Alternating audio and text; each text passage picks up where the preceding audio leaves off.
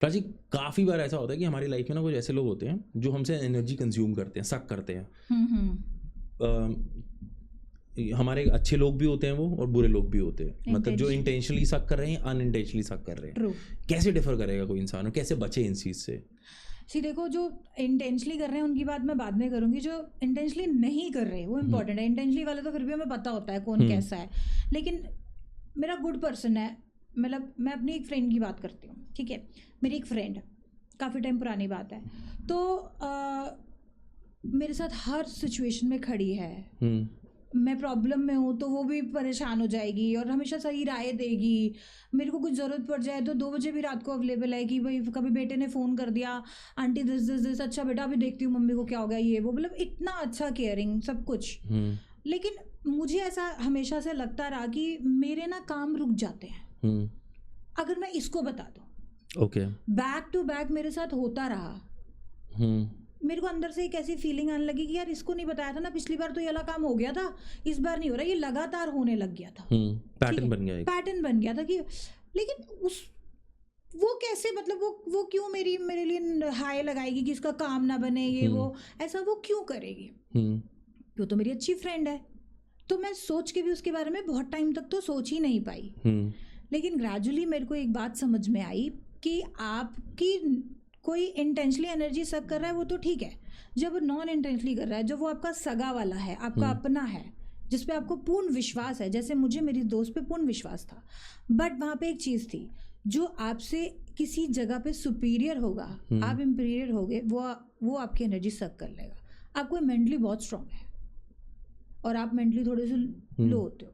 Before healer मैं बड़ी नहीं थी इतनी मेंटली स्ट्रांग, तो मैं जब उससे बात करती थी तो मुझे लगता था मेरी सारी एनर्जी इसने सक कर ली, और वो कॉन्शियसली नहीं कर रही है, ये अनकॉन्शियस बिहेवियर है, क्योंकि पावरफुल चीज़ें खाने की कोशिश करती है हमेशा। पावरफुल लोग क्या करते हैं, सक कर लेते हैं। तुम फिर अपने दोस्त ही नहीं बना पाओगे ऐसे? हम अपने दोस्त बना पाएंगे, बिल्कुल बना पाएंगे, लेकिन हमें अवेयर होना पड़ेगा कि हमें दोस्त किसको चूज़ करना है और कहाँ किस हद तक करना है। अब ऐसा तो नहीं है कि मैंने उस दोस्त को छोड़ दिया, मुझे पता तो चल गया कि ये मेरी एनर्जी सक करती है, लेकिन मैंने बस कुछ हिस्सों में डिवाइड कर दिया। जैसे कि मैं किसी काम के लिए जा रही हूँ तो मैं उस काम को करने के बाद उसको बताना शुरू कर दिया। ओके। मैंने इसको करके देखा, और जब मैंने करके देखा तो मुझे लगा कि मेरे सारे काम हो रहे हैं, ठीक है। वो वहीं पर, क्योंकि वो मेरे से कहाँ पर स्ट्रांग थी, मेंटली नहीं तो मैंने एग्जाम्पल दिया था कि कोई मेंटली स्ट्रांग हो तो वो आपकी मेंटली, कोई इमोशनली स्ट्रांग होगा तो वो आपके इमोशंस खींच लेगा। वो कहाँ पे थी, वो एग्जीक्यूटिंग में बहुत अच्छी थी कि मेरे को एग्जीक्यूट करना है, तो वो बड़े अच्छे से एग्जीक्यूट करती थी, तो वहाँ पे, और मैं स्लो करूँ, देखूँ, उसमें भी मैं उसको बता दूँ जाके, जो उसके पास उसकी हाई एनर्जी है, मेरा वो वाला काम भी रुक जाता था।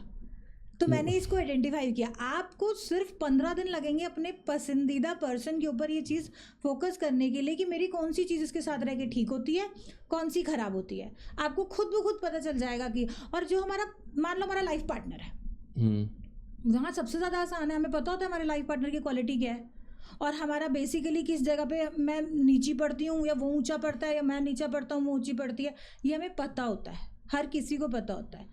मेरे हस्बैंड का था कि भाई ये अपनी बात को इतने अच्छे से रखना जानते हैं कि मेरी बात सही हो गलत हो मैटर ही नहीं करती, वहाँ जाऊँगी मेरी बात ही फीकी पड़ जाएगी और वो अपनी बात मनवा के मुझे छोड़ देंगे। तो मैंने क्या किया, मैंने कुछ टाइम तक तो अपनी बात बोलना बंद कर दी, मैंने लिखने के देना शुरू कर दी, और मैंने लिखत में रिप्लाई दे देना, और मेरे वो काम हो जाते थे। तो आपको ये जानना पड़ेगा कि कहाँ पे मैं वीक पड़ती हूँ। वो इंटेंशनली मुझे छोटा नहीं दिखाना चाहते थे कभी भी कि मेरी बात को वो करें, लेकिन कर तो जाते थे ना, क्योंकि वो एनर्जी स्ट्रांग है। नहीं, वो एनर्जी स्ट्रांग है उनके पास, अपने बात रखने का जो उनके पास पावर है उतनी मेरे पास नहीं थी, तो उन्होंने सक कर ली। लेकिन मैं इंटेंशनली करते कि नहीं मेरी मानी जाए, नहीं, उन्हें बात ही ऐसे रखनी आ रही थी। ऐसे ही जब भी आप मेरी फ्रेंड के साथ मेरा एक्सपीरियंस हुआ, मेरे काम रुक रहे हैं, ये रुक रहे हैं, क्योंकि मेरी एनर्जी सक हो जाती थी और वो कर लेती थी, तो आपको खुद ब खुद पता चल जाता है। और उसका एक ही तरीका है, आपने बोला ना ऐसे तो कोई दोस्ती नहीं बनाएंगे, नहीं बिल्कुल बनाएंगे, लेकिन हमें ना थोड़ा तरीका बदलना पड़ेगा, थोड़ा सा उस चीज़ से थोड़ा डिस्टेंस लेके आना पड़ेगा, मोड चेंज करना पड़ेगा। आप जैसे ही करोगे, अब मैं हीलर होके ऐसे आपको ऐसी चीज़ें नहीं बता सकती, ऐसे करो तथास्तु तो ये वाले जादू हो जाएंगे। जादू लाइफ में नहीं होता है, हमें एक एक स्टेप को जाके निभाना करना पड़ता है। हीलर आपकी हीलिंग से आपकी एनर्जी सेटल कर सकता है, लेकिन बेसिक काम तो आपको ही करने पड़ेंगे। आपके आसपास के लोगों को पहचानने का काम वो नहीं कर सकता कोई भी हीलर, वो तो आपको खुद ही पहचानने पड़ेंगे।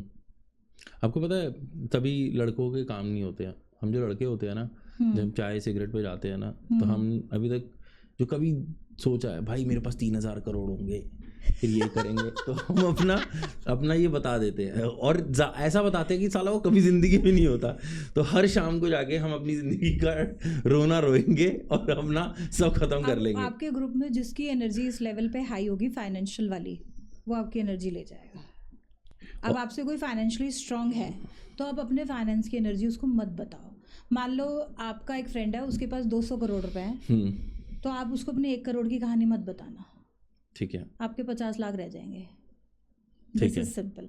आपको बस पता होना चाहिए सामने वाले की एनर्जी किस चीज़ पे हाई है, वो किस चीज़ पे स्ट्रांग है। नज़र लगती है? हाँ। और कैसे लगती है?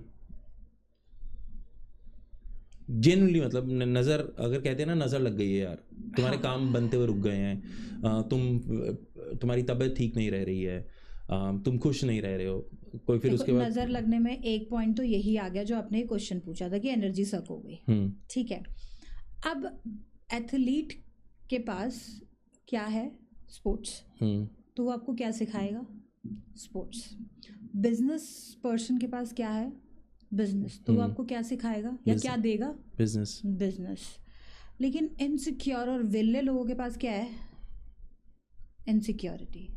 अब वो जब इनसिक्योर होंगे तो वो आपको बहुत ही ना हीन तरीके से देखेंगे, like sound cursing, sorry soundless cursing, कि मैंने गाली नहीं दी, मैंने बुरा नहीं बोला, बट मेरे अंदर जो इमोशंस थे, बिकॉज मैं वहाँ नहीं खड़ी, वो बहुत सही, मैं मिसेस इंडिया बनी, तो मैं मिसेस इंडिया बनने के बाद ना, मतलब ये कैसे बन गई, तो इतने ये नहीं था, इसमें नहीं था, मेरी कज़न यार, वो मुझे लगता था वो जीतनी चाहिए थी, तू नहीं जीती, तू क्यों जीत गई? She said that? हाँ। तो मतलब ये मुंह पे नहीं बोलना था। हमने, मेरे को तो मुंह पे बोला था। तो अब ऐसे में क्या होता है ना, इंसान जो इनसिक्योर लोग होते हैं ना, जिन्होंने वो खुद हासिल नहीं किया होता, तो वो उस चीज़ से ना थोड़े से इनसिक्योर हो जाते हैं और वो कहते हैं मतलब ये कैसे, इसने कैसे ले लिया, इसको कैसे मिल गया, ठीक है, वो उसकी काबिलियत से मिला, उसके, तो वो जब वो अंदर, ये इसमें साउंड नहीं होता उसमें, वो उसने ये नहीं आपको बोला हाय हाय इसका बेकार हो जाए, हाय हाय ये हो जाए, ये नहीं बोला, लेकिन उसकी एनर्जी ने ये बातें बोल दी, जिसको साउंडलेस कर्सिंग कहते हैं। द नज़र लगना इज साउंडलेस कर्सिंग। वो सिर्फ जो इनसिक्योर लोग होते हैं, जो आपसे आपकी तरक्की नहीं देख पाते, या वो लोग जो आपको बोलेंगे यार आज तो बड़ी सुंदर लग रही है, लेकिन अंदर साउंडलेस कर्सिंग हो रही है, ये होती है नज़र।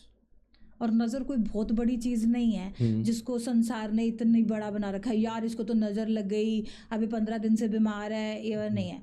क्या हुआ? नज़र लग गई, इतनी सी लगी थी, इतनी सारी तो लगती ही नहीं है, पहले मैं क्लियर कर दूं, इतनी सारी किसी की नज़र नहीं लगती, इतनी सी लगती है। लेकिन वी आर द ना फुलिश पीपल समवेयर, हाय राम इसको तो नज़र लगी, सम ओल्ड दादी टाइप, ऐना तो हो गया कुछ, देखो ऊपरी लग गई, पता नहीं हमारे पंजाब में तो ऊपरी हवा लग गई है ना, तो वो नज़र लगी। अब उसको एक बार बोला, फिर पापा ने बोल दिया, फिर छोटे वाले ने बोल दिया, फिर बड़े वाले ने बोल दिया, एवरीबडी मल्टीप्लाई। अब वो एनर्जी को आपने क्या करा? पानी डाल दिया, वो बड़ी हो गई। अब वो बीमार भी हो गई, उसको बुखार भी तेज हो गया, जो 100 था वो 101 पे पहुंच गया। इन दैट सिचुएशन आपने खुद उसको मल्टीप्लाई किया है। अच्छा, मुझे एक और चीज़ जाननी थी, आजकल टैटूज बहुत कॉमन है, मैंने भी बहुत सारे टैटूज कराए हुए हैं बॉडी पे। I am very fond of. तो मुझे एक चीज़ बताओ, does tattoo impact your energies, your chakras? अब आपने ऐसी बात छेड़ दी है, पर मेरे को याद आ रहा है, यस, मेरे पास एक अपनी जीवन की एक गाथा है जो टैटू से शुरू होती है। Okay. मेरे साथ क्या हुआ, मैं और मेरी सिस्टर कज़न, हम रात में बहुत अच्छे से गप्पे मार रहे हैं और हमारा ना फ्लो बढ़ गया और हमने कहा नहीं हम टैटू कराएंगे, और ये कराते हैं। फिर हम सर्च कर रहे हैं क्या कराना है, तब मैं हीलर नहीं थी, तो क्या कराना है, अच्छा ये इंग्लिश में कराते हैं, हिंदी में कराते हैं, फ्रेंच में कराते हैं, सारे भाषाओं में। हमने ना एक टैटू निकाला, यहाँ इसमें है, ये दिखाना थोड़ा मुश्किल हो रहा है, वापिस आप ही लिखा हुआ है इधर। क्या लिखा है? Wabi sabi. What does that? Ikigai book सुनी होगी, जापानीज बुक है, उसका लास्ट चैप्टर है वाबी साबी। वाबी साबी का मतलब है कीप काम, कीप शांत, जो जैसा है वो वैसा ही है और उसे वैसे स्वीकार करो। ये वहाँ के कल्चर के लोग 200-200 साल जीते हैं और वो कच्ची सब्जियां खाते हैं, ठीक है, बिकॉज वो एज इट इज जीवन बड़ा अलाइन सा, सेटल सा, एक ही दिशा में, कामनेस, सुदनेस, एकदम ऐसे वाला, ठीक है। पर मैं तो प्राची हूँ, मुझे तो हा हा ही घूमना फिरना, नाचना गाना, ये सब बड़ा पसंद है, आउटिंग वाउटिंग। अब मैंने करा लिया tattoo. You can not believe, मुझे ऐसा लगने लग गया कि यार मेरी जिंदगी को क्या हो गया है। मेरे पास वो बात ही नहीं रही, वो उमंग, वो तरंग कहाँ चली गई, मैं इतनी सेटल फील क्यों कर रही हूँ जैसे बुढ़ी हो चुकी हूँ। तो मुझे उसको बहुत तरीके से दिमाग में ऐसे हो गया कि बस यही है, इसी में एडजस्ट कर लो, इसको ऐसे ही खा लेना, गर्म करने की क्या ज़रूरत है, ठंडा ही दे दो। मैं नेचुरल चीज़ों की तरफ अट्रैक्ट होने लगी और मुझे वो पसंद नहीं आ रहा था। This is impact of tattoo. लोग अगर गॉड के टैटू कराते हैं अपनी बॉडी के ऊपर, भगवान के, डज इट इम्पैक्ट? हाँ, इट इज़। क्या इम्पैक्ट आता है, मैं वो जानना चाहता हूँ। हमारे हिंदुओं में बड़ी अच्छी एक चीज़ है, बड़ी इंटरेस्टिंग। हमारे हिंदू गॉड के, हर गॉड की स्टोरीज पता है हमें। राम जी की बात करोगे तो राम जी की, कृष्ण जी की करोगे तो कृष्ण जी की। उनकी लाइफ क्या थी? टफ। The same. कोई राम लिखवाएगा तो उसको राम जी वाले लेवल तक जाना पड़ेगा। राम को पाने के लिए राम की शक्ति तो ठीक है, लेकिन राम के कष्ट भी तो उसे सहने पड़ेंगे। तो राम लिखवाने के बाद अगर वो बोले कि मेरी लाइफ बड़ी परिश्रम वाली रही, ये मैंने थोड़ा वैसे जो आपका टैटू वाला पॉइंट है, इसे डिसएग्री करता हूँ, क्योंकि मुझे ऐसा लगता है कि कोई चीज़ तुम्हारी बॉडी के ऊपर है ना, उसके अंदर इतनी पावर नहीं है कि वो तुम्हारी एनर्जीज को टच करे। ये मेरा मानना है, ये आपका मानना है, लेकिन मेरा तो एक्सपीरियंस है। हाँ, तो और मेरा एक्सपीरियंस मेरे साथ नहीं है, मैंने एक्सपीरियंस और लोगों के साथ भी देखा है। तो मेरा मानना पता है क्या है, कि अगर तुम कुछ सोच लेते हो मैंने ये करना है, तो क्या बाहर के प्लैनेटरी मूवमेंट्स, क्या तुम्हारी बॉडी पे वो या कोई चीज़ इतनी पावरफुल नहीं होनी चाहिए कि तुम्हारे डिसीजन को छेड़ दे। तुम्हारा थॉट प्रोसेस इतना पावरफुल होना चाहिए कि जो मैंने सोचा है वो मैं करके रहूँगा। This should be. यहीं पे आपकी बात को बड़ा बिल्कुल सही कह रहे हैं, बिल्कुल सही जा रहे हैं। मैं आपको भी क्लियर करूंगी। अभी मैंने नज़र के ऊपर बात करी, अभी मैं टैटू के बारे में आती हूँ। जब मैंने टैटू बनवाया, ठीक है, तो मैंने बोला, मैंने अपनी सिस्टर के साथ डिस्कस करी थी, अगले दिन हम दोनों बनवा के आए, हम दोनों ने वाबी साबी लिखवाया, हम दोनों ने सेम हैंड पे लिखवाया, ठीक है। अब मेरी लाइफ में जो सूदनिंग आ गई, बहुत कामनेस, बहुत सेटल, बहुत ये वाला हो गया, वहाँ पर भी वही हुआ, ठीक है। But she was satisfied. मेरे को नहीं फर्क पड़ता, हो रहा है तो हो रहा है, नहीं हो रहा तो नहीं हो रहा। उसने क्या किया, उसने इग्नोर कर दिया, एनर्जी रिसीव ही नहीं करी। राइट। मैंने एनर्जी रिसीव कर ली, फिर वो मल्टीपल होने लगी। मैंने थोड़ी देर पहले क्या बोला, नज़र सिर्फ इतनी सी होती है, हम बड़ा उसे खुद करते हैं। अभी आपने क्या बोला, आपका थॉट अगर कह रहा है कि मुझे ये करना है, तो फिर बाकी के प्लैनेट क्या कर लेंगे। जब मेरा स्ट्रॉन्ग बिलीव है, मेरी विल स्ट्रॉन्ग है ये चीज़ करने के लिए, तो वो होगी।